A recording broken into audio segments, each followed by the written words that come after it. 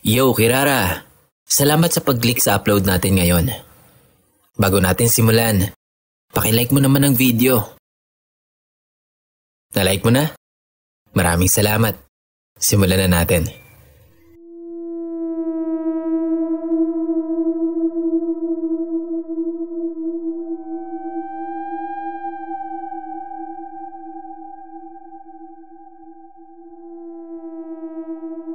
Good day po. First time ko pong magsusulat ng nakakatakot na pangyayari sa inyo. Bago lang po ako sa podcast nyo. Kaya na-intriga din po ako na i-share sa inyo yung karanasan ko. Tawagin nyo na lang po ako sa pangalang Ara. Taong 2024, nagbo-boarding house lang po ako. Dalawa kami sa room. Tapos yung kwarto namin ay nasa gilid lang ng school. Tapos paglabas mo ng room, merong malaking puno at malaking garahe. Nasa 7 room lang po yon. Tapos lahat magkakadikit lang.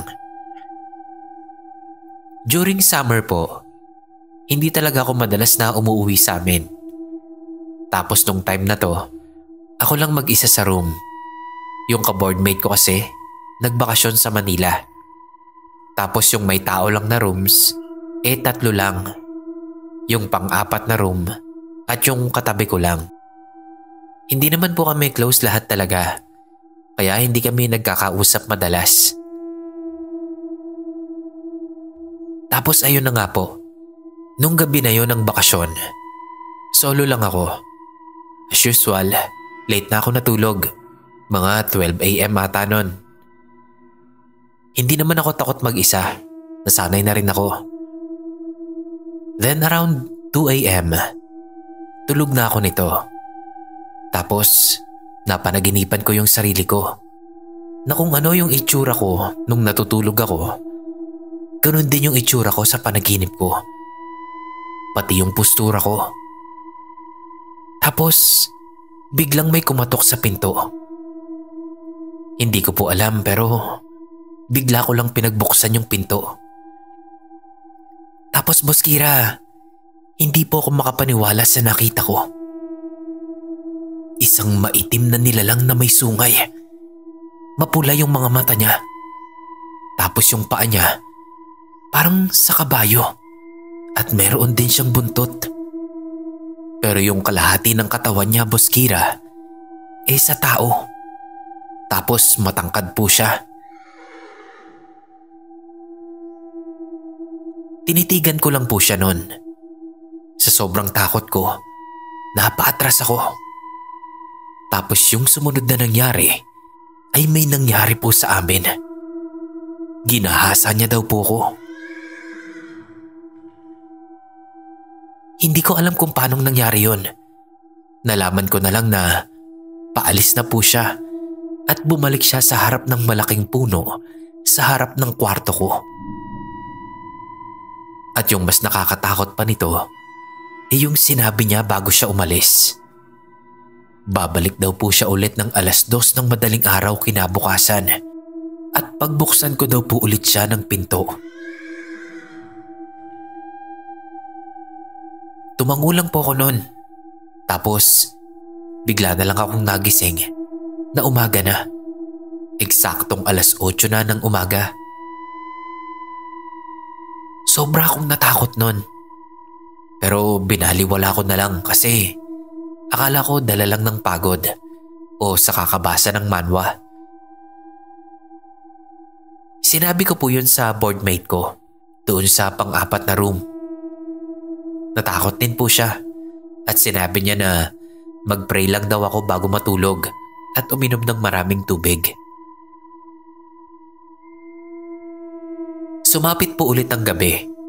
Hindi ako nakatulog sa takot na baka pagpikit ko ng mata ko ay may magparamdam na naman sa akin. Hanggang sa namalayan ko na lang po ang sarili ko na nakatulog na. At ganoon na nga po ulit ang nangyari. Nakita ko po ulit ang sarili ko na natutulog. Tapos may kumatok sa pinto.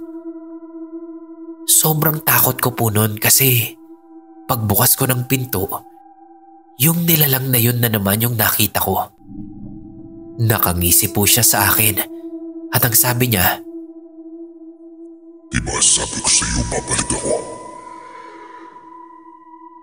Sabi niya pa na may napakalalim na boses. Eksaktong 2:00 po ulit ng madaling araw nangyari yon. At yung nangyari, ganun ulit. Pinagsamantalahan niya po ulit ako. Hindi ko po alam ulit kung paanong nangyari. Basta po nung umalis siya, sinabi niya po ulit ang mga eksaktong kataga. At pagsara ko ng pinto, nagising na po ako sa realidad at eksaktong 8:00 ulit ng umaga. Pinagmasdan ko po yung puno na yon kung saan siya umaakyat palagi sa panaginip ko. At doon ko na nga po napagdesisyonan na umuwi na muna dahil hindi ko na po talaga kinaya ang takot. Lumipas po ang ilang araw. Sinabihan na po ako ng mama ko na umalis na doon sa boarding house na yon. Kaya umalis na din nga ako.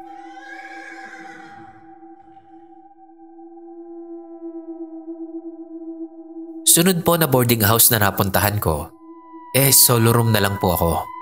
Wala akong ka-boardmate. Yung boarding house po na yon, medyo may kalayuan. Pero dahil po estudyante, kailangan magtipid. Kaya doon na lang po ako nagrenta kahit na medyo malayo.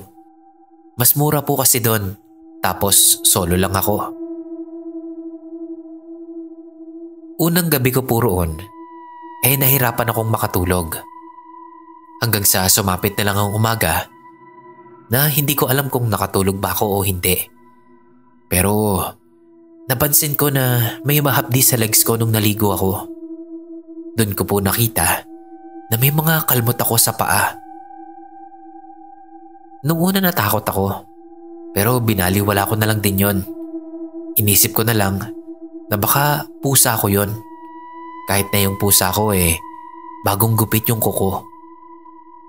Yes, Boss Kira, dinala ko po yung pusa ko nun. Lumipas ang mga buwan. Naging komportable na ako sa boarding house na yon.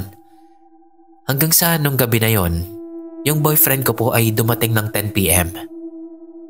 Yung boyfriend ko po kasi nun, Boss Kira, ay doon na natutulog sa room ko. So yun nga, nagtututbrush po ako nun nung may makita akong bracelet na red. Kinuha ko po yun. Nakasabit siya sa may second floor na pader. So dumating nga po yung boyfriend ko. Nakita niya po yung itinabi kong bracelet. Kinuha niya yon at tinanong ako kung kanino daw yon. Sabi ko wala, nakita ko lang. Gagawin ko kako sanang choker ng pusa ko. Pero kumunot ang noo niya. Ipinakita niya sa akin na may fade po yun na silver cross. At doon ko po napagtanto na sobrang luma na pala nito. Nangilabot ako nung makita ko yun ng malapitan. Kaya sinabi ko sa kanya na itapon na lang. Kaso inilagay niya sa may bote sa labas ng kwarto. So natulog na po kami pagkatapos nun. At ayun na nga po. Bigla ko pong naranasan na hindi ako makagalaw at hindi rin ako magising. Pero sa panaginip ko, lagi akong nagigising. Hanggang sa nagising na nga ako sa realidad. Sobra akong kinabahan nun kasi akala ko hindi na talaga ako magigising sa realidad. Sa sumunod po na gabi, hindi ako makatulog. Nagbabasa lang po ako noon ng manhwa nang bigla akong makarinig ng katok na hindi ko naman po malaman kung saan nanggagaling. Ginising ko po noon yung boyfriend ko at ang sabi niya, baka raw si Joyce lang o yung jowa nito. Pero sabi ko naman po, madaling araw na. Bakit kailangang magkakatok ng paulit-ulit yung boyfriend niya? Si Joyce nga po pala ay boardmate ko, pero sa kabilang kwarto siya tumutuloy. Nakatulog na noon yung boyfriend ko. Ako naman po, 2:00 na ng madaling araw nakatulog. Around 3:30 a.m., nagising yung boyfriend ko. Nakita niya akong nakatulog na. Bumangon po siya para umihi. Pero yung katok, nandoon pa rin daw. Nadidinig niya pa rin ito. So binuksan niya yung pinto ng kwarto. Pero wala naman daw pong tao. Kasabay ng pagbukas niya ng pinto, ay nawala din yung katok. Kinaumagahan po nun, nalaman ko po na yung katabing kwarto ko, kung saan akala namin ay doon nanggagaling yung ingay, ay inakala din nila na sa amin nanggagaling yung ingay na yon. Kasi narinig din daw po nila yung katok. Hanggang sa nakatulog na lang din sila. Dinig daw po nila na nasa may bandang bintana ako daw po yun. Yung katok na sunod-sunod. Kaya sobra akong nangilabot nun. Kasi sunod-sunod na gabi ang pagpaparamdam ng katok na yon. Sumunod na gabi nun, tinanong ako ng boyfriend ko kung ako daw ba yung kumalmot sa kanya. Nagtaka naman ako sa tanong niya. Sabi ko hindi. Kasi bagong gupit yung kuko ko. Sabay kaming naggupit ng pusa ko. Hinubad niya yung damit niya at doon namin nakita na yung buong dibdib niya hanggang sa puson ay punong-puno ng kalmot. Halatang bago lang kasi, mamula-mula pa.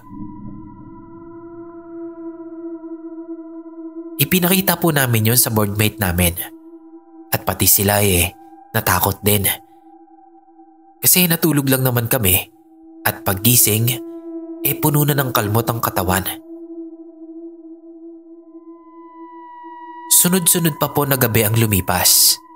Lagi na po kaming may kalmot sa katawan. May time pa na yung kapatid ko dumating ng 7 a.m. Makikitulog sana sandali. Kasi yung asawa niya nasa ospital nagle-labor. Iniwan ko po siya that time nagising pa. Pero nakahiga na. Katabi niya po nun ay upuan. At nakaharap po siya sa salamin. Papasok na po ako nun sa school. At pagkatapos ng school ko nun, pag uwi ko, wala na siya. Pero may ikinuwento po siya sa akin nung nakauwi kami parehas sa bahay ng weekend. Sabi niya sa akin, habang natutulog daw po siya, naaninag niya daw po na may nakaupong babae doon sa harap niya, doon sa mismong upuan na katabi niya. Natakot daw po siya at bumangon. Tapos pagtingin niya ulit, wala na yung babae. Binaliwala niya lang po at hindi niya na lang pinansin. Nagbaho na lang daw siya noon ng kanin at pumunta na lang sa ospital. Tapos bigla daw po siyang tinanong ng asawa niya kung saan galing yung mga sugat niya sa paa. Nagtaka po siya noon sa tanong ng asawa niya at itinuro na lang po yung legs niya na puro kalmot. Hindi niya po alam kung paano siya nagkaroon noon. Umidlip lang naman siya ng ilang minuto sa kwarto ko. Simula po nung sunod-sunod na yung pagpaparamdam, umalis na po ako sa boarding house na yon. Pero until now, hindi ko makalimutan yung experience ko po na yon. Halos bago lang po kasi. Yun lang po, sa susunod po ulit.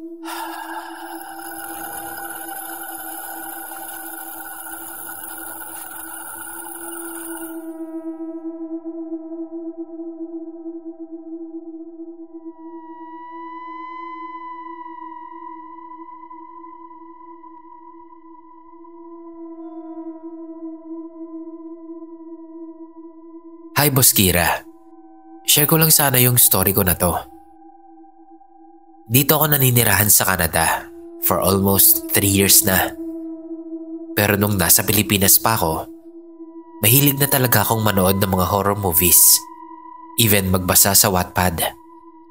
Until one day, habang nagtatrabaho ko, since baker ako at medyo nakakaboring mag-work ng morning, nag-decide ako na makinig ng podcast na tungkol nga sa horror stories. Okay naman nung 1 month ko nang ginagawa yon. Hanggang nung sumunod na buwan, may nangyari. And oo nga pala, 5 a.m. ang start ng work ko. At mag-isa pa ako that time sa facility since morning baker ang posisyon ko at opening ako palagi. So here's the story. Nakauwi na ako sa bahay noon. Nagpapahinga na lang ako sa kwarto. Tinawagan ko yung lola ko sa Las Vegas since nakagawian ko na yon. Okay naman yung conversation namin. Not until nagtanong siya kung nagbe-babysit daw ba ako. Nasa 3rd floor kasi ako ng building nakatira. And yung friends ko na may anak, nasa 10th floor. Na usually, lagi akong tambay doon at alam niyon ni Lola. Napatanong ako sa kanya. Wala po. Bakit? Mind you, tanghaling tapat pa nangyari to. Bigla niyang sinabi na may bata daw kasing kanina pa sumasabat. Akala niya raw nag-aalaga ako ng bata nung mga oras na yon. Napatigil ako. Tapos iniba ko yung topic. Kasi kinabahan talaga ako nun. Makalipas ang 2 buwan, eto nagbe-babysit naman ako ng anak ng friend ko sa mismong room ko since iniwan ito sa akin. Nanonood lang siya nun sa iPad. Then ako, nagsi-cellphone lang.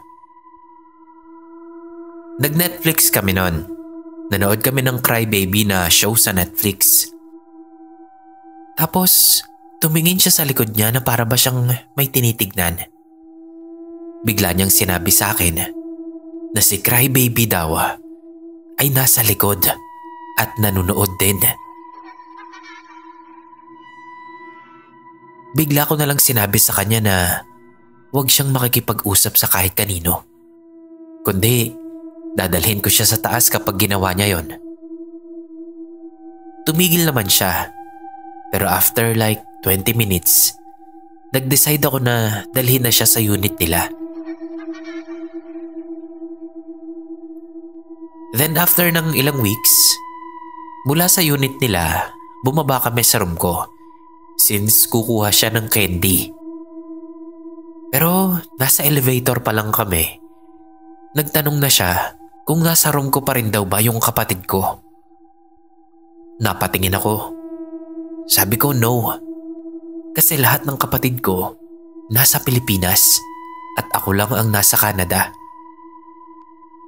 Again, hindi ko na lang pinansin yung sinabi niya. Pero 1 linggo kong hindi nakatulog ng maayos nun. Sanay akong matulog ng lights off. Pero ever since na mangyari yon, 1 linggo kong natulog ng bukas ang ilaw.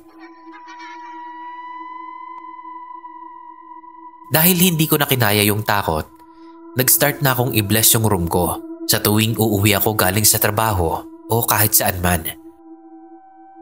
Ini-insist ng friend ko na ligaw na spirito lang yon. Pero kasi ako mismo ang nakakaramdam na hindi. Dumating na rin kasi sa point na binangungot ako one time at lagi ring mababaw ang tulog ko. Sorry Boss Kira, medyo napahaba. Thank you in advance sa pagbasa ng story ko.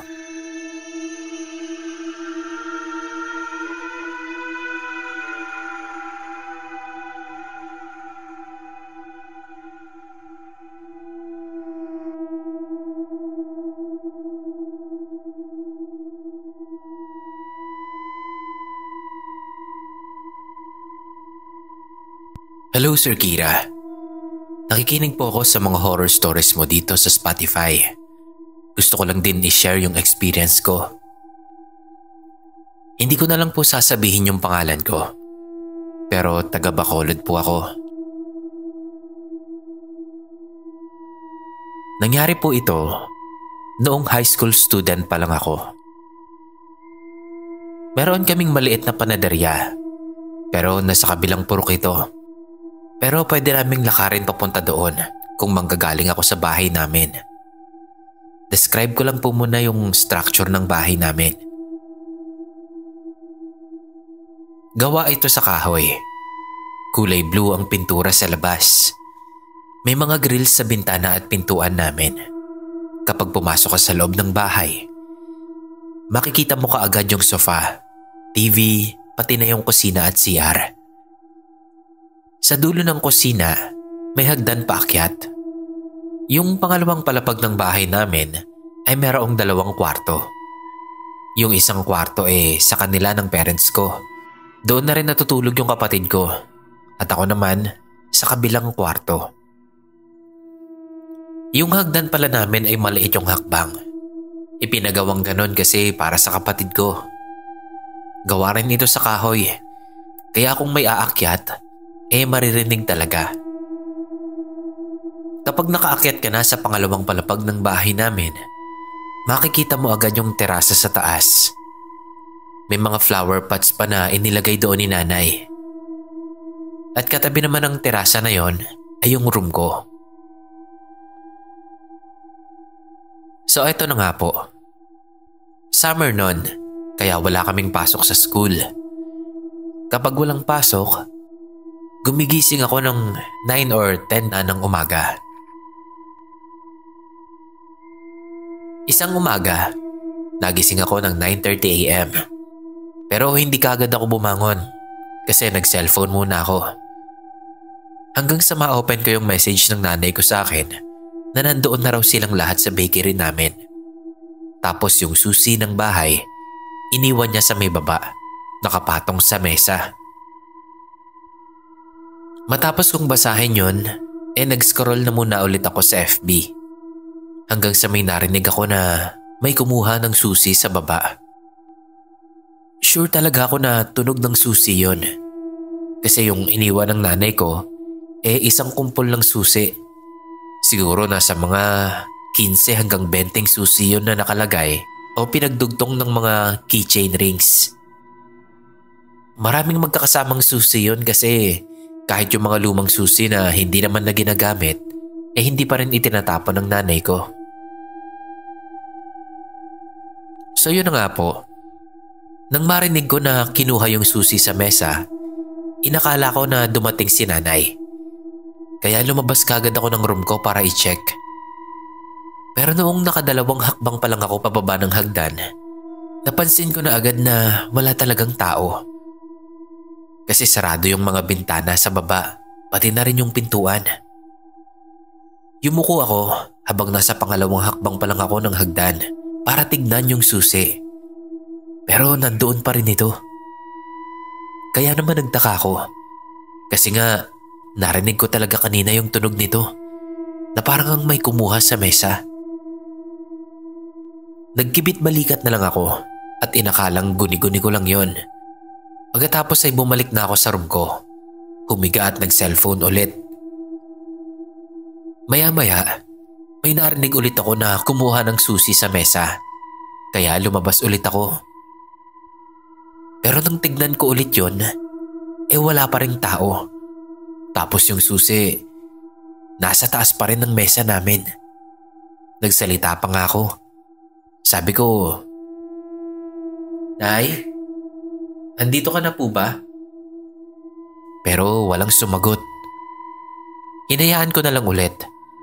Bumalik ako sa room ko at nag-cellphone na lang ulit. Tinatamad pa kasi ako magligpit noon at pumunta sa bakery namin. Mga ilang minuto ang nakalipas, may narinig akong umakyat sa hagdan namin. Tapos narinig ko yung susi na parang dala-dala nito. Lumabas ulit ako, pero wala talagang tao, Sir Kira. Nagtataka ako kasi sigurado talaga ako na yung hakbang na narinig ko sa hagdan namin nang galing. Pero hindi naman ako nakaramdam ng kaba ng mga oras na yon. Kasi nangingibabaw pa rin yung katamaran ko na bumangon at mag-ayos. Noong makapasok na ulit ako ng room, may narinig na ulit ako na hakbang na umakyat sa hagdan namin. Pero hindi lang yon.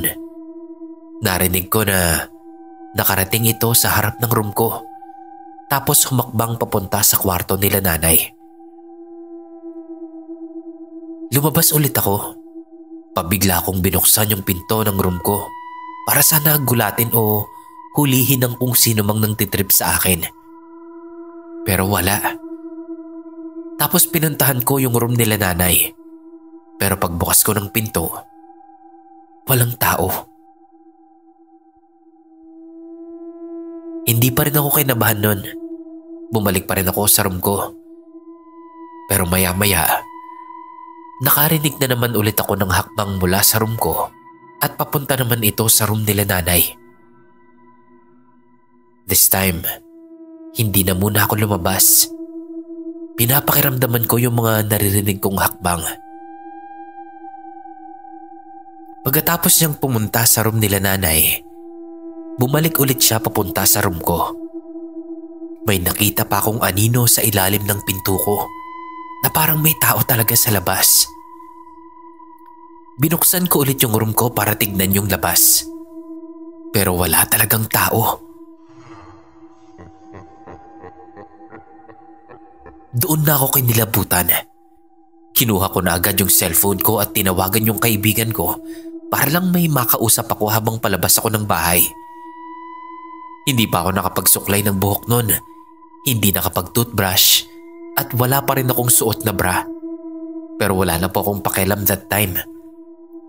Nagtaka pa yung kaibigan ko kung bakit ko raw siya tinawagan. Nang makarating ako sa bakery namin, agad kong tinanong si nanay kung bumalik ba siya sa bahay. Ang sabi niya, hindi naman daw. Doon na ako natakot talaga. Ikinuwento ko agad yon sa kanila. Sabi ng nanay ko, may mga nagpaparamdam daw talaga sa bahay namin. Kaya mula nun, hindi na ako nagpapaiwang mag-isa sa bahay.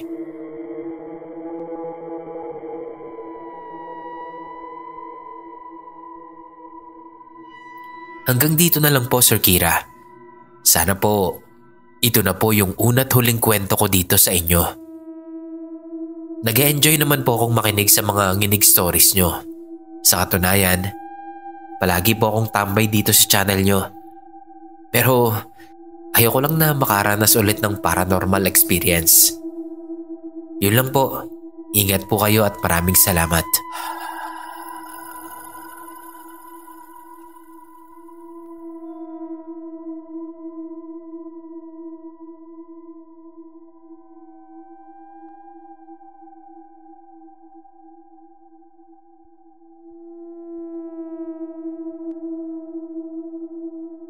Yo, Sir Kira.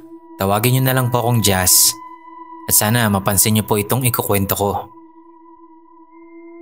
May ibabahagi po ako sa inyong karanasan ko dito sa amin sa Saudi Arabia, sa Riyadh. Half Pinoy at half Saudi po ako. Kaya kayo na lang po sanang bahala sa kwento ko. Bale, ang ibabahagi ko po ay totoong karanasan ko dito sa building namin. Simulan na natin. Paalis ako noon ng building namin. Bale, kondo po yung bahay ko. Nakikirenta po ako. Paalis po ako noon, madaling araw. Bale, may lakad po kasi ako. Pumasok ako ng elevator. Nakaramdam agad ako ng hindi maganda. Pero hinayaan ko lang noon. Tas ayun na nga, paglabas ko ng elevator, binati ko pa yung bantay namin in Arabic. Tapos paglakad ko papunta sa may sasakyan, may tumawag po sa akin. Pero paglingon ko, wala namang tao. Maliban nga doon sa bantay. At hindi naman siya yung tumawag sa akin kasi iba yung boses. So hinayaan ko na lang. Bale, sa area po na yon ay merong sementeryo dati. Pero inalis na nila yon kasi ginagawang project para sa tren. So, ini-start ko yung sasakyan para magpainit. Tapos lumabas ulit ako para magyosi. Lumipas ang ilang minuto. Pagpasok ko ng sasakyan, nakaramdam na naman ako ng kakaiba. E di nagdasal ako na sana walang makasabay sa pag-alis ko. Pero ayun nga, parang may kasama ako. Pag-check ko sa may likod ko, may kasama nga ako. Pero hindi ko siya maaninag ng gusto. Hindi ko makita kung babae o lalaki. Kasi may sasakyan sa likod ko na ang lakas ng ilaw. Then pag uwi ko nun kinabukasan, nakauwi naman ako ng matiwasay. Pagpatak ng 12 AM, pumunta ako sa sasakyan ko. Binalikan ko kasi yung kamerang naiwan ko. Sideline ko kasi ang pagiging photographer. So yun na nga. Pagkakuha ko ng kamera ko at pagbalik ko sa building namin, sabi ng bantay namin sa akin, "Mag-iingat ka, kaibigan. May sumusunod sa'yo.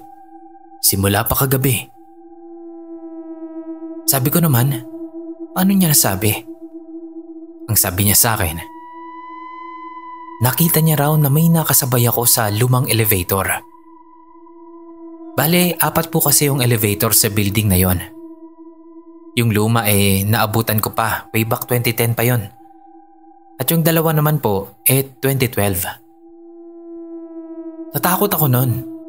Hindi ko alam kung alin sa dalawang elevator ko nakasabay yung sinasabi niya. Kaya naman mula nun, dun na ako sa isa pang elevator sumasakay. Lumipas ang ilang linggo, doon na muna ako nakitira sa pamilya ko. Kasi natakot ako sa sinabi ng bantay namin.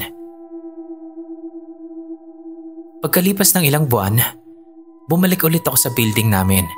Kasi ang dami ko ding gagawin kaya bumalik na muna ako. Kinausap ako ng isa sa mga guard dito sa building. Tinanong niya ako kung bakit ang tagal kong bumalik. Ang sabi ko na lang sa kanya, may emergency lang akong ginawa sa trabaho ko. Pagkatapos nun, umakyat na ako. Pagpasok ko sa kwarto para ayusin yung videos at pictures, may napansin ako sa isa sa mga pictures na mayroong nahagip na hindi ko kilala. Then nag-PM ako sa mga kasamahan ko kung kilala nila ito. Sabi nila, hindi daw. Isinan ko yung picture na yon sa isa ko pang kaibigan na photographer din. Ang sabi niya, hindi raw maganda yon. Alam niyang hindi yun edited at tinanong niya kung saan ko daw yun nakuhanan.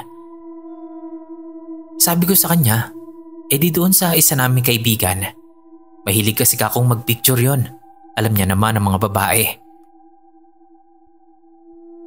Ang huli niyang sinabi sa akin, wag na wag ko raw ipapakita yon dahil hindi daw yon maganda. Makalipas ang ilang linggo, nag-post ako ng mga pictures. Then habang nire-review ko yung mga videos, may nakita kong nahagip sa camera ko na hindi ko kilala ulit. Hinayaan ko lang, baka kasi bisita lang yon. Bata na makulit. Kinagabihan, sobra akong napagod nun. Paglabas ko sa isang kwarto, parang may nakita akong tao. Di tinignan ko muna bago ko matulog, para safe. Then pag-check ko ng lahat, wala naman akong nakitang tao. Pero bakit may basag na baso? Dalawa kasi yung kwarto doon sa tinitirhan ko, Sir Kira. Yung isa, editing room. At yung isa naman, sarili kong kwarto. After ko mag-check, nakatulog na din ako. Mga bandang 2:30 to 3 AM, bigla akong nakaramdam na sinasakal ako habang natutulog. Alam mo yung pakiramdam na yun, Sir Kira? Na kapag sinasakal ka, hindi ka makahinga. Tapos hindi ka rin makagalaw kasi itinataas ka. Ganon yung pakiramdam ko nun. Pinilit kong magising nun. Dasal ako ng dasal. Hanggang sa hindi nagtagal, nagising na nga rin talaga ako. Sobra akong natakot nun. Kaya nag-decide ako na umalis na lang din sa bahay na yon. Bumalik na lang ako sa pamilya ko.